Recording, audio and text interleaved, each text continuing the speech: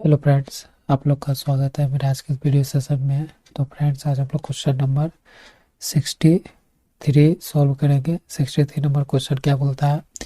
बोल रहा है एक parallel plate capacitor is filled with three dielectric three dielectric of dielectric constant K1 K2 and K3 as shown in figure 6.34। बोल रहा है कि आपको एक पैरेलल प्लेट कैपेसिटर है, वो तीन डाइलेक्ट्रिक कांस्टेंट से फिल है और तीनों डाइलेक्ट्रिक कांस्टेंट का मान K1 K2 एंड K3 दिया हुआ है, जैसा कि आप फिगर में देख सकते हैं। If A be the area of each plate, और बोल रहा है कि ए आपका एरिया है प्रत्येक प्लेट का, and D is the separation between plate, और डी जो है सेपरेशन बिटवीन प्लेट्स है। Then capacitance of this system is, तो बताइए कि ये जो अब कैपेसिटेंस बन रहा है, पूरा सिस्टम का कैपेसिटेंस बताने बोल रहा है। तो वो फिगर भी यहाँ देख लो। तो फिगर में कुछ नहीं है, देखो। ये पूरा पहले कैपेसिटर था, पहले यहाँ तक कैपेसिटर था, ठीक है। और ये डिस्टेंस आपको क्या दिया होता है? डी दिया हुआ था। लेकिन और इसका एरिया पूरा क्या था? ए होगा। लेकिन आप क्या किए, इसको 20 से, इस कैपेसिटेंस को 20 से क्या किए हैं, यहाँ से 20 से आधा कर दिए। तो इस कैपेसिटेंस के लिए क्या हो गया? एरिया हाफ हो गया, ठीक है। इधर भी एरिया हो गया था हाफ, और इसका फिर इधर से एरिया क्या हो गया? हाफ।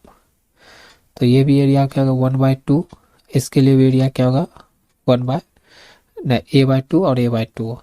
और ये सेकेंड कैपेसिटर का डाइलेक्ट्रिक कांस्टेंट, ये थर्ड कैपेसिटेंस का डाइलेक्ट्रिक कांस्टेंट K2 दिया हुआ है। और डिस्टेंस तो हाफ हो ही गया, D/2 ठीक है। तो देखो, इसके लिए हम क्या लिख सकते हैं? फिगर समझ में आया फ्रेंड्स? तो हम अगर पहला वाले के लिए लिखना चाहे कि K1 कांस्टेंट के लिए, K1 जो कांस्टेंट था डाइलेक्ट्रिक कांस्टेंट, इसके लिए अगर हम लिखना चाहे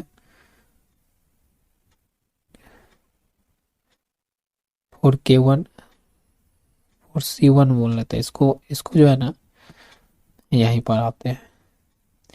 तो इस कैपेसिटर को हम मान लेते हैं C1, ठीक है। इसको C2 और इसको C3।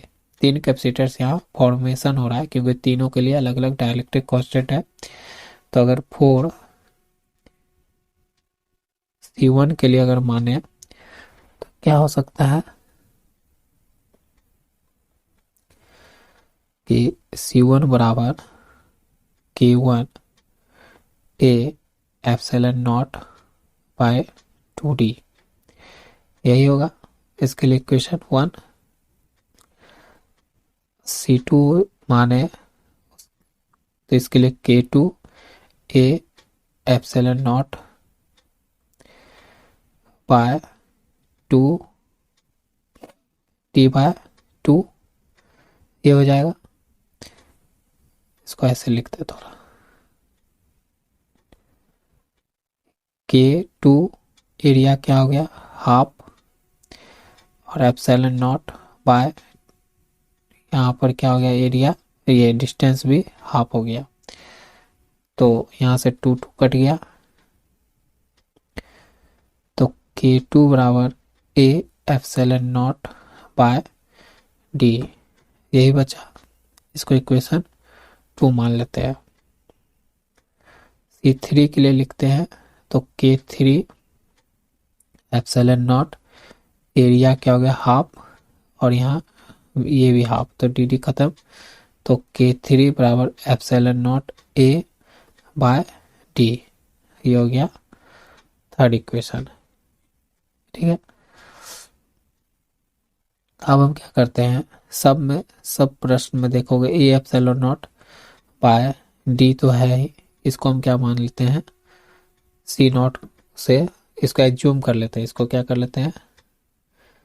एज्यूम्ड, इतना मान लेके चलते हैं, क्योंकि आगे समझ में आएगा, क्योंकि सॉल्यूशन इजी हो जाएगा। तो आप देख रहे होगे, तो क्या बन जाएगा? C1 हमारा क्या बन जाएगा? K1 इतना C2 बन जाएगा K2 C0 और C3 बन जाएगा K3 C0। ठीक है, तो आप देख रहे होगे कि आपका जो है इस तरह का डायग्राम बनेगा। एक डायग्राम मैं यहाँ बनाऊं अगर, तो ये चला जाएगा इससे, फिर ये कैपेसिटेंस यहाँ बन जाएगा, एक कैपेसिटर यहाँ बन के फिर एक कैपेसिटर यहाँ बन जाएगा, ये इसमें मिल जाएगा ये और ये। तो यहाँ पर आपका C1, ये C2, ये C3 देख सकते हो। तो आप क्या देख रहे हो, C2 C3 किस में है, इन सीरीज में। तो इसका इक्विवेलेंट निकल जाएगा कैपेसिटेंस। तो हम यहाँ लिख सकते हैं क्या कि C2 is in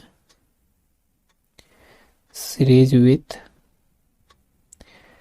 C3,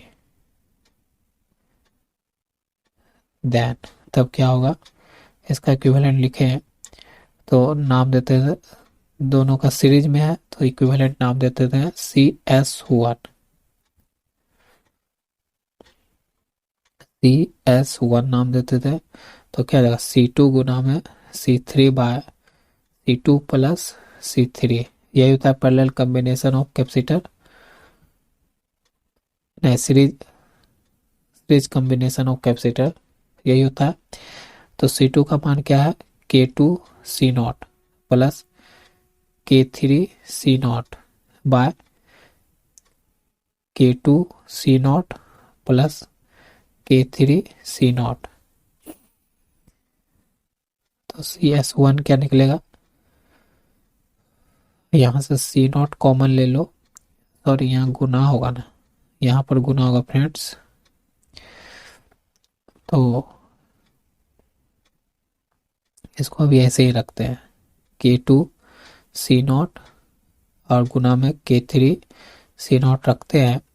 तो यहाँ से कॉमन ले तो C0 K2 प्लस K3 हो जाएगा। तो ऊपर नीचे एक C0 तो खत्म हो जाएगा। तो CS1 क्या बचेगा आपका, K2 K3 C0 bye K2 plus K3 बचेगा। ठीक है, ये आपके पास बच जाएगा इतना। तो हमारा जो है C2 और C3 का जो है सीरीज कॉम्बिनेशन का इक्विवेलेंट CS1 निकल आया है। तो आपका फिगर कैसा हो जाएगा, आप फिगर देखो ऐसा हो जाएगा, फिगर कुछ यूं दिखेगा, ये आपका CS1 हो जाएगा, ये C1 हो जाएगा। अब ये दोनों कैसा कॉम्बिनेशन में है, तो पैरेलल कॉम्बिनेशन में है। तो इसका पैरेलल इक्विवेलेंट निकाल लेते हैं। तो C1 जो है पैरेलल विथ है CS1, ये C है, ठीक है फ्रेंड्स, ये क्या है C1 है, ये पैरेलल आया है। तो इसका इक्विवेलेंट निकाल लेते हैं। तो जब इसका इक्विवेलेंट निकालेंगे तो ये डायरेक्ट आपका इक्विवेलेंट ही दे देगा सॉल्व। तो C1 हम लोग जानते हैं कि C1 प्लस CS1 पैरेलल में तो ये होता है कैपेसिटेंस। तो C1 का मान क्या है, K1 C0 प्लस इसका आया K2 K3 C0 bye K2 plus K3, यही आया। तो C इक्विवेलेंट बराबर क्या हो जाएगा, अगर एलसीएम ले ले तो क्या आ जाएगा,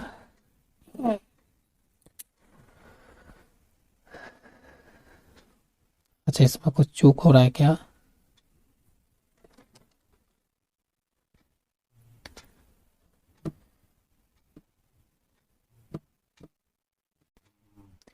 एक फ्रेंड्स थोड़ा सा कंसेप्ट यहाँ छूट गया मान लेने में। देखो यहाँ पर आते हैं, इस ज़्यादा सा बड़ा गलती नहीं है, यहाँ पर 2 भी तो होगा, क्योंकि देखो हम लोग क्या मान रहे हैं, सिर्फ इतना हम इतना ही बराबर क्या मान रहे हैं, सी नॉट मान रहे हैं ना। तो फॉर्मूला आप जाओगे C1 का, तो देखो इतना बराबर ही तो हम पुट करेंगे, इतना ही बराबर क्या पुट करेंगे सी नॉट, तो क्या बनेगा K1 C0/2 तो बन रहा है ना। तो इसीलिए यहाँ पर फॉर्मूला में ये y2 आएगा। तो हमारा यहाँ भी, यहाँ पर देखो, यहाँ पर 1 की जगह कौन आएगा, 2 आएगा। ठीक है, अब आ गया। तो अब इसको क्या करते हैं, अगर एज कॉमन निकालना चाहे, कॉमन क्या, पहले तो कॉमन निकाल सकते हैं, C0 निकाल लेते हैं। तो यहाँ बचेगा K1/2 plus K2 K3/K2 plus K3, इतना अंदर बच जाएगा।